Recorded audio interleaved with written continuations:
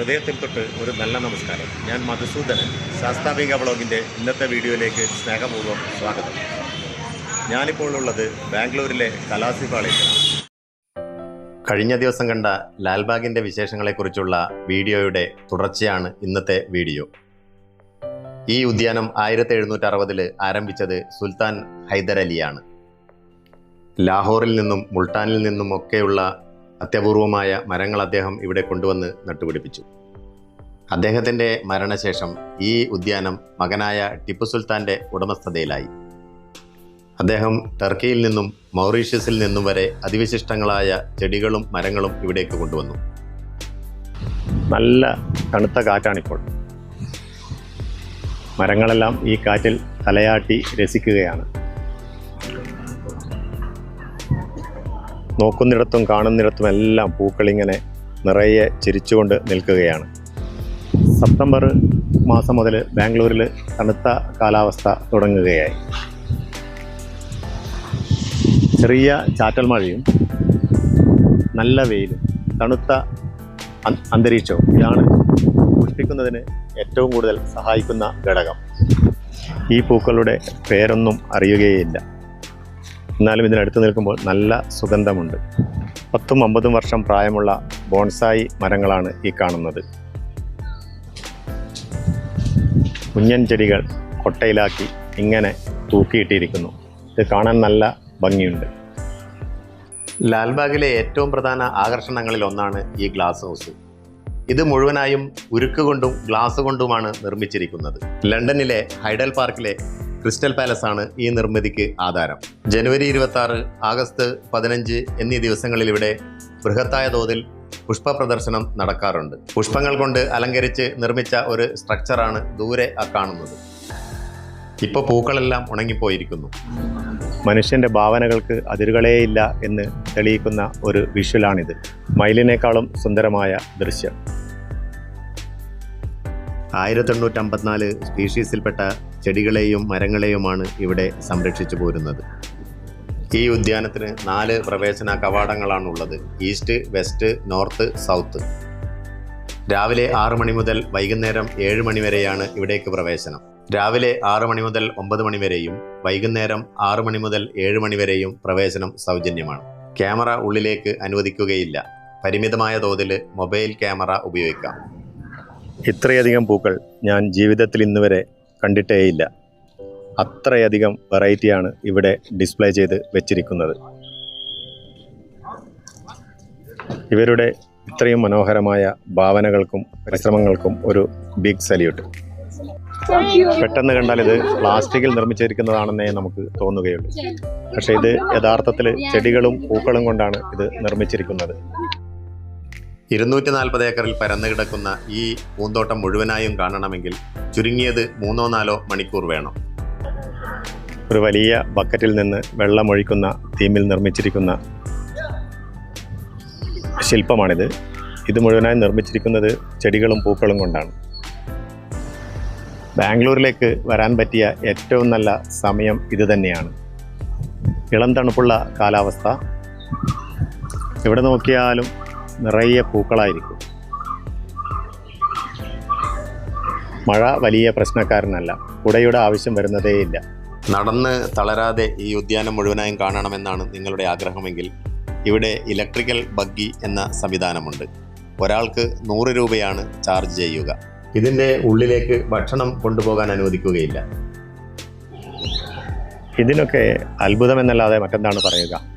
പഴയ മരത്തടികളിൽ നിർമ്മിച്ചിരിക്കുന്ന ശില്പങ്ങളാണിത്. ഇതിൻ്റെ ഒരു ഭാഗം കണ്ടാമൃഗത്തിൻ്റെ തലയായിട്ടാണ് രൂപകൽപ്പന ചെയ്തിരിക്കുന്നത്. നേരെ മറുവശത്ത് വന്ന് നോക്കാം. കാട്ടുപോത്തിൻ്റെ തലയായിട്ടാണ് ഇത് നിർമ്മിച്ചിരിക്കുന്നത്. മനുഷ്യൻ്റെ ഭാവന എത്ര വന്യമാണ് എന്ന് ഇതിൽ നിന്ന് നമുക്ക് ഊഹിക്കാവുന്നതേ ഉള്ളൂ. മദർ നാച്ചേഴ്സ് വൂമ്പ് എന്നാണ് ഈ ശില്പത്തിന് പേരിട്ടിരിക്കുന്നത്. ഒറ്റ വാക്കിൽ പറഞ്ഞാൽ സൂപ്പർബ് എന്നേ പറയാനാവും.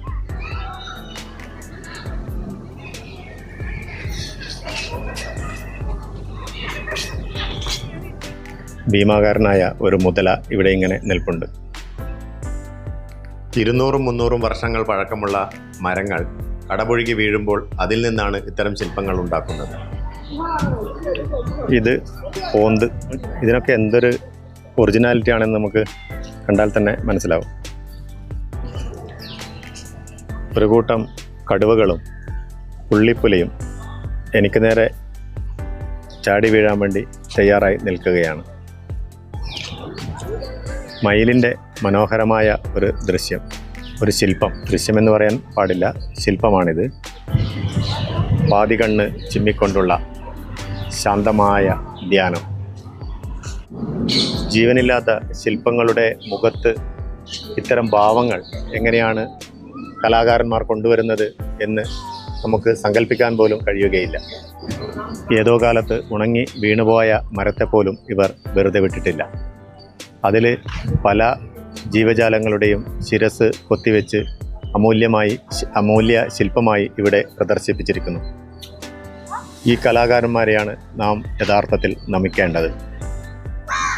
മെയ്ഫ്ലവർ ഗണത്തിൽപ്പെട്ട ഈ പടുമരത്തിൻ്റെ തറ പോലും അവർ സുന്ദരമായി വെച്ചിരിക്കുന്നത് കാണാം.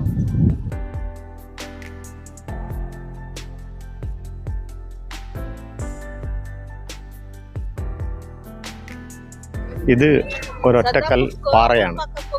ഇതിൻ്റെ ഏറ്റവും മുകളിലായി ഒരു മണ്ഡപം കാണാം. ലാൽബാഗിലെ ഏറ്റവും ഉയരത്തിലുള്ള സ്ഥലമാണ് ഇത്. ഈ പാറ അത്ര നിസ്സാരക്കാരനല്ല. ലോകത്തിലെ തന്നെ ഏറ്റവും പഴക്കം ചെന്ന റോക്ക് ഫോർമേഷനിൽ ഒന്നാണ്. ഉദ്ദേശം 3000 മില്യൺ വർഷം പഴക്കമുണ്ടിതിന്. ഇതൊരു അമൂല്യ പൈതൃക സമ്പത്തായി സംരക്ഷിച്ച് നിലനിർത്തിയിരിക്കുന്നു. 1521 മുതൽ 1569 വരെ മാഗഡി ഭരിച്ചിരുന്ന കെമ്പഗൌഡ രാജാവ് നിർമ്മിച്ചത് എന്ന് വിശ്വസിക്കുന്ന വാച്ച് ടവറാണിത്. ഇതൊരു ചരിത്ര സ്മാരകമായിട്ട് സംരക്ഷിച്ചു പോരുന്നു. വലിയ മരങ്ങളുള്ളത് കൊണ്ട് മാത്രമാണ് ബാംഗ്ലൂരിൻ്റെ മുഴുവനായ ദൃശ്യം നമുക്ക് ഇവിടെ നിന്ന് കാണാൻ പറ്റാത്തത്. എന്നിരുന്നാലും ചില ഭാഗങ്ങൾ നമുക്ക് വളരെ നന്നായി ഇവിടെ നിന്ന് കാണാൻ പറ്റുന്നുണ്ട്. ഈ പാറയും വാച്ച് ടവറും നാഷണൽ ജിയോളജിക്കൽ മോണ്യുമെൻ്റായി സംരക്ഷിച്ചു പോരുന്നു. ചില ജന്മങ്ങൾ സാധാരണമായിരിക്കും, എന്നാൽ അവരുടെ രീതി അസാധാരണമായിരിക്കും. കത്തിയെരിയുന്ന വെയിലിൽ ചുട്ടുപൊള്ളുന്ന പാറപ്പുറത്ത് ഇങ്ങനെ കിടക്കാൻ ഇദ്ദേഹത്തിനല്ലാതെ മറ്റാർക്കാണ് കഴിയുക? ചൈനീസ് മാതൃകയിലുള്ള ഒരു കമാനം ഇവിടെ കാണാം. ഈ ലാൽബാഗിൻ്റെ ഓഫീസാണെന്ന് തോന്നുന്നു. നോ എൻട്രി ബോർഡ് വെച്ചിട്ടുണ്ട്. ഈ നോ എൻട്രി ബോർഡിന് താഴെ എപ്പോഴെങ്കിലും പ്രവേശനം കിട്ടുമെന്ന പ്രതീക്ഷയിൽ കിടന്ന് ഉറങ്ങുകയാണ് ഇവർ. ഓക്സിജൻ പാർലറും ഓക്സിജൻ ചേംബറും നിലവിൽ വന്ന ഒരു കാലഘട്ടത്തിലാണ് നാം ജീവിക്കുന്നത്. ശ്വസിക്കാൻ നല്ല ഓക്സിജന് വേണ്ടി വില കൊടുക്കേണ്ടുന്ന കാലം. എന്നാൽ ഇത്തരം പാർക്കുകളിൽ ഓക്സിജൻ്റെ വില നമ്മുടെ സമയം മാത്രമാണ്. എനിക്ക് മുന്നിൽ കാണുന്നതാണ് കാക്ടി ഹൗസ്. ഈ വിഭാഗത്തിൽപ്പെടുന്ന ചെടികളുടെ ശേഖരമാണ് ഇവിടെയുള്ളത്. പക്ഷേ അകത്തേക്ക് പ്രവേശനമില്ല. പ്രാവുകളുടെ വീടാണ് ഈ കാണുന്നത്. ഇവിടെയുള്ള കെട്ടിടങ്ങൾക്കെല്ലാം ഞാൻ കണ്ട ഒരു പ്രത്യേകത, എല്ലാം ചുവപ്പ് നിറത്തിലാണ്. ഇത് നല്ലൊരു സങ്കല്പമല്ലേ? മനുഷ്യനെ പോലെ തന്നെ പ്രകൃതിയിലെ മറ്റ് ജീവജാലങ്ങൾക്കും ഒരു പാർപ്പിടം ഒരുക്കി കൊടുക്കുക എന്നത്.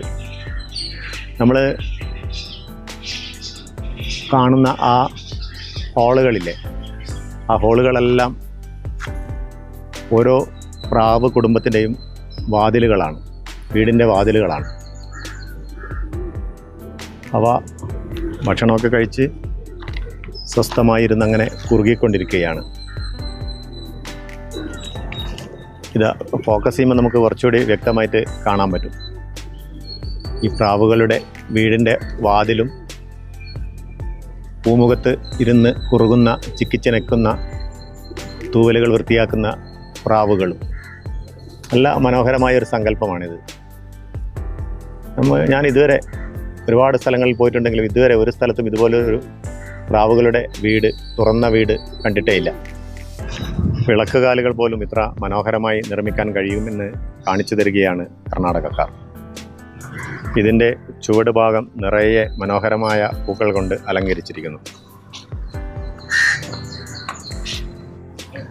ഇവിടെ ദൂരത്തായി കാണുന്ന ആ കെട്ടിടമാണ് മീറ്റിംഗ് ഹാള്. ഈ കാണുന്ന ഭാഗങ്ങളിലെല്ലാം പ്രണയ ജോഡികൾക്ക് സ്വകാര്യമായി സല്ലപിക്കാനുള്ള സൗകര്യങ്ങളുണ്ട്. ഈ പനകളിങ്ങനെ നിൽക്കുന്നത് കാണാൻ നല്ല ഭംഗിയുണ്ട്. ആകാശത്തിലേക്ക് ഇപ്പോൾ പറന്നുവരും എന്ന് തോന്നിക്കുന്ന മട്ടിലുള്ള നിൽപ്പാണ്. മഴവെള്ളക്കൊയ്ത്തിൻ്റെ ഏറ്റവും നല്ല ഉദാഹരണമാണ് ഈ കാണുന്നത്. ബാംഗ്ലൂരിൽ വളരെ കുറച്ച് മഴയെ പൊതുവിൽ ലഭിക്കാറുള്ളൂ. പക്ഷെ അങ്ങനെ ലഭിക്കുന്ന വെള്ളം മുഴുവൻ ഇവർ പലയിടത്തായി ശേഖരിച്ചു വെക്കുന്നു. പാറ പൊട്ടിച്ചുണ്ടാക്കിയ കുഴികളിലാണ് ഈ വെള്ളം ശേഖരിച്ചു വെച്ചിരിക്കുന്നത്. ജലത്തിൻ്റെ വില ശരിക്കും അറിയുന്നവരാണ് ഇന്നാട്ടുകാർ. കാണുന്നതും മഴവെള്ളത്തിൻ്റെ ഒരു വൻ ശേഖരമാണ്. ജലത്തിനു മീതെ പൊങ്ങിക്കിടക്കുന്ന ട്രേയിൽ ചെടികൾ വളർത്തിയെടുക്കുന്ന രീതി ഹൈഡ്രോപോണിക്സ് എന്നാണ് ഇതിന് പറയുക. ചെടികൾ ആവശ്യമായ വെള്ളം ഈ തടാകത്തിൽ നിന്ന് തന്നെ വലിച്ചെടുത്തുകൊള്ളും. ആവശ്യമായ വളം ചേർത്ത് കൊടുത്താൽ മതി. 240 ഏക്കറിലാണ് ഈ ലാൽബാഗ് ബൊട്ടാണിക്കൽ ഗാർഡൻ പരന്ന് കിടക്കുന്നത്. ഉച്ചയ്ക്ക് 12:30 മുതൽ നടക്കാൻ തുടങ്ങിയതാണ് ഞാൻ. നടന്ന് മടുത്തു. 1/2 ലിറ്റർ വെള്ളവും ഒരു പേരക്കയുമാണ് ഉച്ച ഭക്ഷണം. എന്നാലും ക്ഷീണം അറിയുന്നതേയില്ല. ഒന്ന് ഈ പൂക്കളുടെ കാഴ്ചയും ഓക്സിജൻ സമൃദ്ധമായ ഇവിടുത്തെ വായുവും വിശപ്പ് ഇല്ലാതാക്കിയിരിക്കുന്നു. വ്യത്യസ്ത ഇനം മരങ്ങൾ ഇങ്ങനെ കൂട്ടം കൂടി നിൽക്കുന്നയിടത്ത് ഈ കൊടും വേനലിലും നല്ല തണുപ്പാണ്. 100 കണക്കിന് പനിനീർ ചെടികളുടെ ശേഖരമാണ് ഈ കാണുന്നത്. ചെടികൾ ശരിക്ക് പൂത്തു തുടങ്ങിയിട്ടില്ല. കാഴ്ചകളുടെ ഒരു ചെറുപൂരമാണ് ലാൽബാഗ് ബൊട്ടാണിക്കൽ ഗാർഡൻ.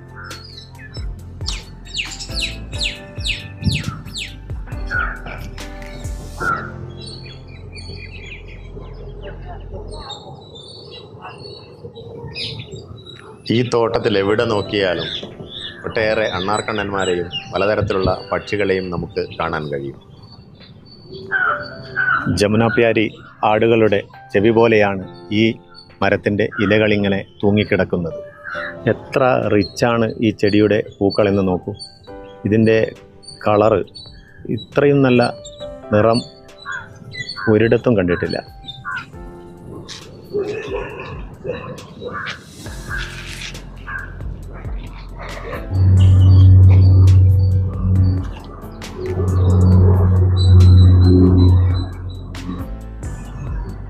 മനുഷ്യനും മരങ്ങളും പ്രകൃതിയും മറ്റ് ജീവജാലങ്ങളും സമരസപ്പെട്ട് ജീവിക്കുന്ന ഒരു കാലം, അതായിരിക്കണം നമ്മുടെ സ്വപ്നം. മനുഷ്യൻ്റെ ആർത്തി ഇല്ലാതാവുന്നിടത്തോളം കാലം അത് സാധ്യമാവില്ല എന്നതാണ് വാസ്തവം. ഈ ഭൂമിയുടെ അവകാശികൾ നമ്മൾ മാത്രമാണ് എന്നാണ് നമ്മുടെ ധാരണ. അത് ചെന്നെത്തുന്നത് മനുഷ്യകുലത്തിൻ്റെ നാശത്തിലേക്കാണ് എന്നത് ഒരു ഓർമ്മപ്പെടുത്തൽ. മിമോസാസെ എന്ന് പറയുന്ന ആഫ്രിക്കയിൽ നിന്ന് കൊണ്ടുവന്ന ഒരു മരമാണിത്. ഇതിൻ്റെ ചുവടിന് ഒരു ഏറ്റവും വലിയ ആനയേക്കാൾ വലിപ്പമുണ്ട്.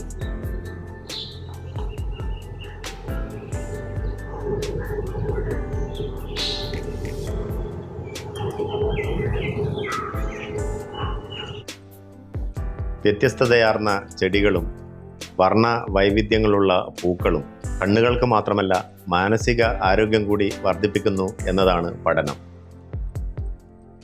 നാം അറിയാതെ നമ്മുടെ മനസ്സിലേക്ക് സന്തോഷത്തിൻ്റെ ചെറു വിത്തുകളാണ് ഇവർ പാകിയിടുന്നത്. അവ മുളച്ച് തൈകളായും വൻമരങ്ങളായും വളരും. അവിടെ വസന്തങ്ങളും പൂക്കാലങ്ങളും വിരുന്നു വരും. നമുക്ക് നേരെ മുന്നിൽ കാണുന്നത് ഉണങ്ങിയ ഒരു മരത്തടിയിൽ നിന്ന് ഒരു പുതുനാമ്പ് തളിർത്ത് വന്നിരിക്കുന്നതാണ്. ഏതവസ്ഥയിലായിരുന്നാലും പ്രതീക്ഷകൾ ഒരിക്കലും കൈവിടരുത് എന്നാണ് ഇതിൽ നിന്നുള്ള സന്ദേശം. യഥാർത്ഥത്തിൽ അതൊരു ഉണക്കുമരത്തിൻ്റെ ഭാഗമാണ്. അതിൽ പുതിയൊരു ചെടി വെച്ച് പിടിപ്പിച്ചു എന്നേ ഉള്ളൂ. പക്ഷേ അത് നമുക്ക് തരുന്ന മെസ്സേജ് വളരെ വലുതാണ്. ചെറിയ പ്രശ്നങ്ങളിൽ പോലും പ്രതീക്ഷകൾ കൈവിട്ട് കളയുന്ന മനുഷ്യ മനസ്സിനുള്ള ഒരു വെല്ലുവിളിയാണ് ഈ കാഴ്ച. ബാംഗ്ലൂരിലെ പ്രധാന പട്ടണങ്ങളിൽ നിന്നെല്ലാം അടുത്തായിട്ടാണ് ലാൽബാഗ് സ്ഥിതി ചെയ്യുന്നത്.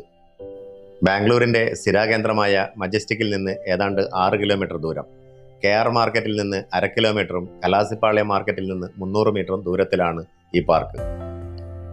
മെട്രോ ട്രെയിനിൻ്റെ ലാൽബാഗ് സ്റ്റേഷനിൽ ഇറങ്ങിയാൽ നമ്മൾ വെസ്റ്റ് ഗേറ്റിലാണ് എത്തിച്ചേരുക.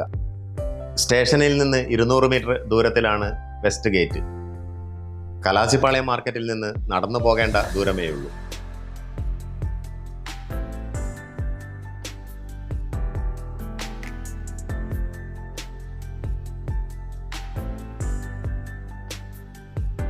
നടന്ന് തളർന്നും ഫോട്ടോ എടുത്തും ഞാൻ മടുത്തിരിക്കുകയാണ്.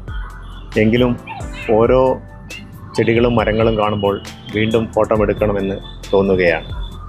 ഈ മരത്തിൽ നിറയെ പൂക്കളാണ്. ഈ നിലത്ത് നോക്കിക്കഴിഞ്ഞാൽ ഇവിടെ മുഴുവൻ ഈ മരത്തിലെ പൂക്കൾ വീണ് അടിഞ്ഞു കിടക്കുകയാണ്. വെള്ളയും റോസും കലർന്ന പൂക്കൾ. ക്യാമറയുമായി ഇങ്ങനെ നടക്കുമ്പോൾ അപൂർവ സുന്ദരമായ ചില നിമിഷങ്ങൾ നമ്മുടെ ജീവിതത്തിലേക്ക് അല്ലെങ്കിൽ നമ്മുടെ ഫ്രെയിമിലേക്ക് കടന്നു വരും. അത്തരമൊരു ദൃശ്യമാണ് നാം ഇവിടെ കാണുന്നത്.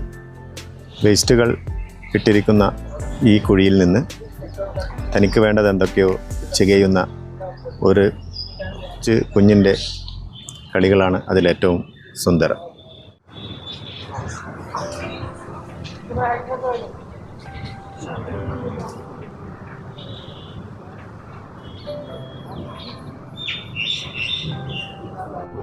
ഏതാണ്ട് ഒരു 50 മീറ്റർ ദൂരത്തിൽ നിന്നാണ് ഞാൻ ഈ മരം പകർത്തുന്നത്. അടുത്തു ചെന്നാൽ എൻ്റെ ക്യാൻവാസിൽ ഇത് കൊള്ളുകയില്ല. അത്രയും വലിപ്പമുണ്ട് ഈ മരത്തിന്. ഈ ബൊട്ടാണിക്കൽ ഗാർഡനിൽ ഞാൻ കണ്ട മരങ്ങളിൽ ഏറ്റവും വലുതാണ് ഇത്. വൈറ്റ് സിൽക്ക് കോട്ടൺ അല്ലെങ്കിൽ കപ്പോക്ക് എന്നാണ് ഈ മരത്തിൻ്റെ പേര്. മെക്സിക്കോ, ട്രോപ്പിക്കൽ അമേരിക്ക എന്നിവിടങ്ങളിലാണ് ഇത് കാണുന്നത്. നമ്മുടെ നാട്ടിലെ ഏറ്റവും വലിപ്പമുള്ള ഒരു ആഞ്ഞിലി മരത്തിന് ഈ കൊമ്പിൻ്റെ അത്രയേ വലിപ്പമുണ്ടാവും. ഇതുപോലെ ഒരുപാട് കൊമ്പുകൾ തന്നെ ഈ മരത്തിനുണ്ട്.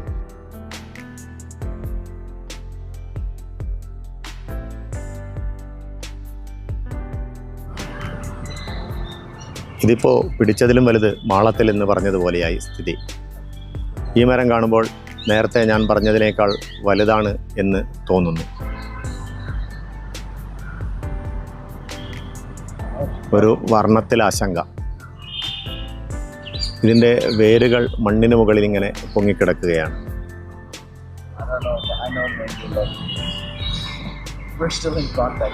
ഇല്ല, ഇനി എപ്പോഴെങ്കിലും വരുമ്പോൾ ഒരു അളക്കാനുള്ള മീറ്ററുമായിട്ട് വന്നിട്ട് വേണം ഈ മരങ്ങളെ കമ്പയർ ചെയ്യാൻ. തൽക്കാലം ഞാനിതിന് ഇല്ല. ഇതൊരു വ്യത്യസ്തമായ ബൊഗൈൻവില്ല ചെടിയാണ്. നല്ല ബ്രൈറ്റായിട്ടുള്ള പൂക്കളും. എത്ര കൊലകൊലയായിട്ടാണിത് പൂത്തിരിക്കുന്നത് എന്ന് നോക്കുക. ഇവിടുത്തെ മണ്ണിനും അന്തരീക്ഷത്തിനും കാറ്റിനും എല്ലാത്തിനും പ്രത്യേകതയുണ്ടെന്ന് തോന്നുന്നു. ഇവിടുത്തെ ഇരിപ്പിടങ്ങൾക്ക് പോലുമുണ്ട് ഒരു പ്രത്യേക ഭംഗി. വിവിധ ഇനത്തിൽപ്പെട്ട ചെമ്പകങ്ങളുടെ ഒരു കാടാണ് ഈ കാണുന്നത്. ചിലതൊക്കെ പൂത്തിട്ട് കാണുന്നുണ്ട്. ലാൽബാഗിൻ്റെ 2ാം ഭാഗം എല്ലാവർക്കും ഇഷ്ടമായി എന്ന് കരുതുന്നു. Please subscribe, share, like and comment. സുഖമായിരിക്കുക, സന്തോഷമായിരിക്കുക. അടുത്ത വീഡിയോയിൽ കാണും വരേക്കും ഗുഡ് ബൈ.